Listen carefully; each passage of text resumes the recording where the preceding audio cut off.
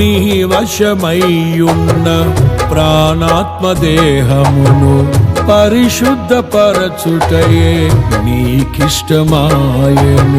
పలు వేదనలలో నీతో నడిపించి తలవంచని తెగువ నీలో కలిగిల్చి మదిలో నిలిచావు, మమతను పంచావు.